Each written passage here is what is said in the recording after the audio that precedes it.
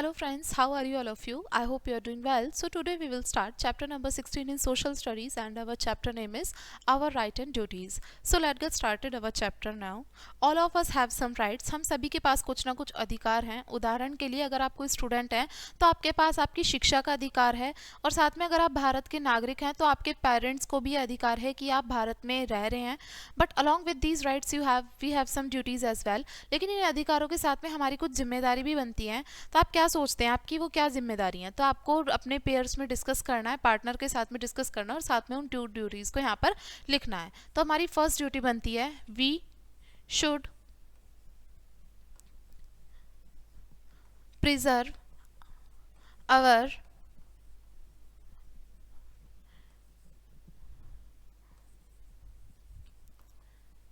Indian heritage sites. यानी कि जो हमारी हेरिटेज साइट्स हैं उसको हमें प्रिजर्व करके रखना चाहिए. And second duty we have we should take care of public properties also. यानी कि जो हमारी पब्लिक प्रॉपर्टीज़ हैं उनकी भी हमें देखभाल करनी है. तो चलिए अब हम अपना चैप्टर स्टार्ट करते हैं. अब यहाँ पर आपसे फर्स्ट पॉइंट में बोला है, ठीक है. तो ये हमारी 2 ड्यूटीज़ हो गई जिनको हमें फॉलो करना है. पहले बात करते हैं कॉन्स्टिट्यूशन की. कॉन्स्टिट्यूशन यानी कि संविधान. There is a set of law that govern every nation. हमेशा कोई ना कोई एक वो होता है, यानी कि एक नियमों का कोई ऐसा सेट होता है, लॉज का एक ऐसा सेट होता है नियम कानून का, जिससे कि हर एक राष्ट्र को हम गवर्न करते हैं. यानी कि राष्ट्र हमारा उन्हीं से ही चलता है, उन्हीं वैल्यूज पे चलता है. There are written document that mention in the right and duties of the citizen of a nation. यानी कि एक ऐसा लिखित एक ऐसा डॉक्यूमेंट होता है, ठीक है, रिटन डॉक्यूमेंट होता है जिसमें कि हमारे सारे अधिकार और जो भी हमारे राष्ट्र के जितने भी सारे नागरिक हैं उनकी क्या जिम्मेदारियां हैं, क्या उनके अधिकार हैं, इन सभी को एक रिटन फॉर्म में लिखा होता है, एक डॉक्यूमेंट की फॉर्म में होता है हमारा कॉन्स्टिट्यूशन. और इसमें यह भी लिखा होता है कि हमारे देश को किस तरीके से चलाना चाहिए, किस तरीके से गवर्न करना चाहिए. और यही जो हमारे कानून होते हैं इन सभी से हमारे भारत का संविधान बनता है. The constitution can hence be said to be supreme law of the land. और जो हमारे भारत का संविधान है उसको कहा जा सकता है कि ये हमारे लैंड का सुप्रीम लॉ है, सर्वोच्च कानून है. The constitution of India lay down A set of rule on the basis of which the Indian govern functions. हमारे भारत के संविधान में नियमों का एक ऐसा पूरा रूल्स का एक पूरा सेट है जिसमें कि ये किस पे आधारित है कि हमारे जितने भी सारे इंडियन गवर्नमेंट है वो किस तरीके से काम करेगी, भारत सरकार को किस तरीके से काम करना चाहिए, कैसे पूरे कंट्री को गवर्न करना है, सारे वो लॉज और सारे फंक्शंस हमारी कॉन्स्टिट्यूशन में रिटन फॉर्म में प्रिजर्व होते हैं. द इंडियन कॉन्स्टिट्यूशन जो हमारा भारतीय संविधान था वो 26 नवंबर 1949 को कॉन्स्टिट्यूएंट असेंबली में मतलब पास किया गया था. और ये प्रभाव में कब आया था? 26 जनवरी 1950 को, जिसको हम रिपब्लिक डे के रूप में सेलिब्रेट करते हैं. अवर Constitution guarantee right to people to help them lead better lives and let down some duty for them act as a responsible citizens. हमारा जो संविधान है वो ये गारंटी करता है कि जो भी हमारे लोग हैं उनको अधिकार मिलेगा और उनके अधिकार जो हैं उनके अधिकारों से उनको बेहतर जीवन जीने में हेल्प मिलेगी. और इसमें कुछ ड्यूटीज़ भी दी हैं जो भारत के जिम्मेदार नागरिक होने के नाते हमें पूरी भी करनी चाहिए. और इन्हीं अधिकारों को हम फंडामेंटल राइट्स कहते हैं, यानी कि मौलिक अधिकार कहते हैं इन्हीं अधिकारों को. और जो हमारी ड्यूटीज़ हैं उनको हम फंडामेंटल ड्यूटीज़ कहते हैं. तो चलिए अब हम समझते हैं फंडामेंटल राइट्स यानी कि हमारे मौलिक अधिकार. हमारे मुख्यतः 6 मौलिक अधिकार हैं जो कि हमारे भारतीय संविधान ने हमें सभी भारतीय नागरिकों को उपलब्ध कराए हैं. तो पहला है हमारा राइट टू इक्वालिटी यानी कि समानता का अधिकार. हमारा संविधान ये गारंटी कर लेता है कि जो भी हमारे भारत के सारे वो हैं मतलब सिटीजन्स हैं, नागरिक हैं, वो सभी बिल्कुल समान हैं, उनमें कोई पार्शलिटी नहीं होगी, ना ही कास्ट के आधार पर, ना ही किसी लिंग के आधार पर, ना ही किसी धर्म के आधार पर, ना ही किसी रेस के आधार पर. Practice like untouchability are punishable by law. अगर कोई हम ऐसा काम करते हैं कि जिसमें कि अछूत वगैरह जो होता है यानी कि किसी को छूना नहीं है किसी कास्ट के आधार पर या किसी के जाति के आधार पर, धर्म के आधार पर, तो ये सभी चीज़ें जो हैं ये कानून के द्वारा पनिशेबल होती हैं, यानी कि इसके लिए आपको पनिशमेंट भी मिल सकती है. नेक्स्ट है हमारा सेकंड फंडामेंटल राइट है कल्चरल एंड एजुकेशनल राइट, यानी कि हमारा जो हमारा शिक्षा का अधिकार है और जो हमारा धार्मिक अधिकार है वो। हमारा भारत जो है बहुत एक ऐसा देश है जिसमें बहुत सारे धर्म हैं, भाषाएं और रिलीजन्स हैं। तो जो कॉन्स्टिट्यूशन है वो हमारे भारत के लोगों को अधिकार देता है सुरक्षा का और प्रिजर्वेशन का, और मतलब अपने खुद कल्चर वो डेवलप कर सकते हैं और उसको फॉलो भी कर सकते हैं। नेक्स्ट है हमारा राइट टू एजुकेशन, यानी कि शिक्षा का अधिकार। The right to education is a right given to the citizen recently. ये जो शिक्षा का अधिकार है ये भारत के नागरिकों को अभी हाल फिलहाल में ही मिला है। इस हमारे इस कानून के अनुसार, इस नियम के अनुसार ये जितने भी सारे बच्चे हैं 6 से 14 वर्ष तक की आयु के, उन सभी को मुफ्त शिक्षा का और अनिवार्य शिक्षा का अधिकार मिलेगा। और इस एक्ट के अंदर जितने भी सारे प्राइवेट पूल्स हैं उनको रिजर्व करना होगा, कम से कम भी 25% सीट हमें मतलब अंडर प्रिविलेज बच्चों के लिए सेफ रखनी होंगी, जिसको RTE कहते हैं। RT के अकॉर्डिंग यानी कि राइट टू एजुकेशन के अकॉर्डिंग 25% सीट्स जो हैं प्राइवेट स्कूल्स को रिजर्व रखनी होती हैं। तो ये भी इस लॉ के अकॉर्डिंग ये हमारा प्रिजर्वेशन है। अब हम समझते हैं राइट अगेंस्ट एक्सप्लॉयटेशन। ठीक है, no citizen can be made to work against his her wish. अगर कोई भी नागरिक को कोई उसकी इच्छा के विरुद्ध कोई भी काम वो नहीं कर सकता, जो उसका मन होगा उसको वही काम करने दिया जाएगा।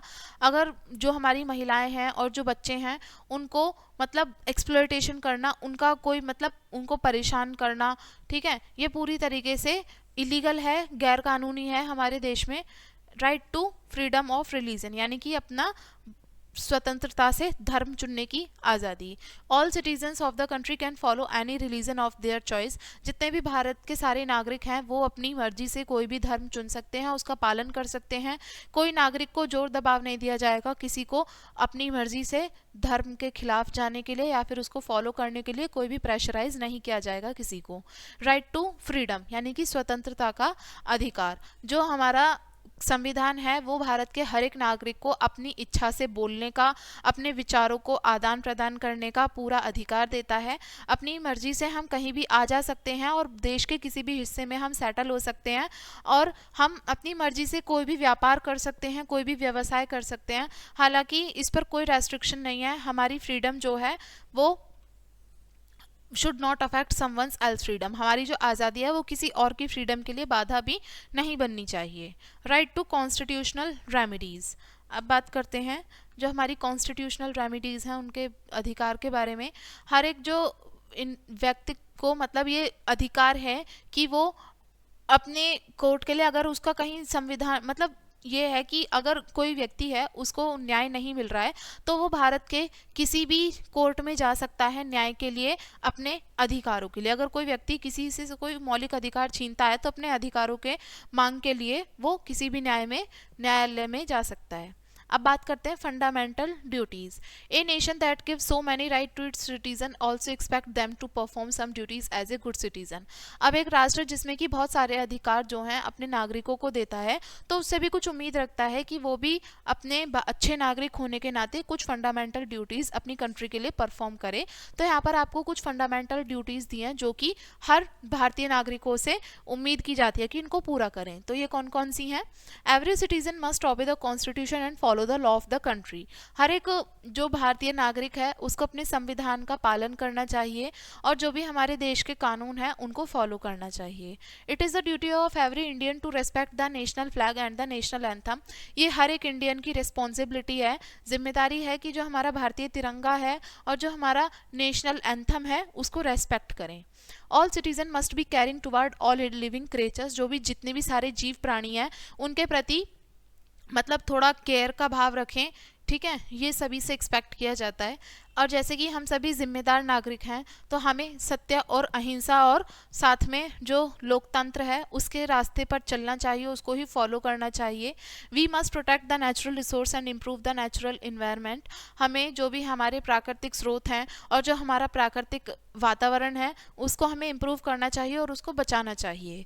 It is our duty to protect public property and save the country at any cost. और ये हमारी जिम्मेदारी है कि हमारी ये ड्यूटी है कि जो भी हमारी पब्लिक प्रॉपर्टी है ना, और उसको हम सेव करें, बचा करके रखें, उसको नुकसान ना पहुंचाएं और हमारे देश की किसी भी कीमत पर हम रक्षा करें, बचाने के लिए आगे आएं। The citizen must avoid social evils like, और जो भी भारतीय हैं, जो भी सिटीजन्स हैं, उनको जो हमारी सामाजिक बुराइयां हैं जैसे कि बाल विवाह, दहेज और जुआ, इन सभी से दूर रहने की वो उम्मीद की जाती है कि वो ऐसा ना करें। We must value and preserve the rich culture heritage of our country, और साथ में जो हमारा ऐतिहासिक धरोहर मूल्य है हमारे देश की, उसको हम वैल्यू करें, उसकी कीमत समझें और साथ में उसको बचाए रखें। अब बात करते हैं राइट्स एंड ड्यूटीज़ के बारे में। Rights and duties are interconnected, जो हमारे अधिकार हैं और जो हमारी कुछ ड्यूटीज़ हैं वो आपस में जुड़े हुए हैं। अगर हमारे पास अधिकार होंगे तो हमें कुछ ड्यूटीज़ भी मिलेंगी साथ में। उदाहरण के लिए, अगर हमारे पास शिक्षा का अधिकार है तो हमें अच्छे स्कूल में पढ़ने जाना होगा और नियमित रूप से स्कूल में जाना होगा। So we have the right to live in India, then it is our duty to keep it clean. अगर हमारे पास भारत में रहने का अधिकार है तो हमें इसको साफ भी रखना होगा, ठीक है। राइट और ड्यूटीज़ जो है मतलब ट्रांसफ़र होती रहनी चाहिए, एक हाथ से दूसरी तरफ जाती रहनी चाहिए।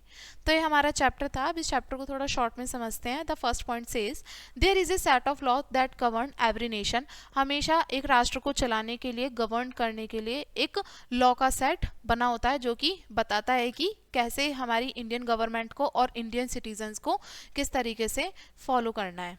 All citizens must be carrying toward all creative living creatures. जितने भी सारे हमारे नागरिक हैं, जितने भी सारे जीव प्राणी हैं, उन सभी के प्रति थोड़ा दया भाव रखना चाहिए। तो ये हमारा चैप्टर था एंड आई होप आपको लेसन समझ आ गया होगा। वीडियो को यहीं पे एंड करेंगे एंड थैंक्स फॉर वॉचिंग।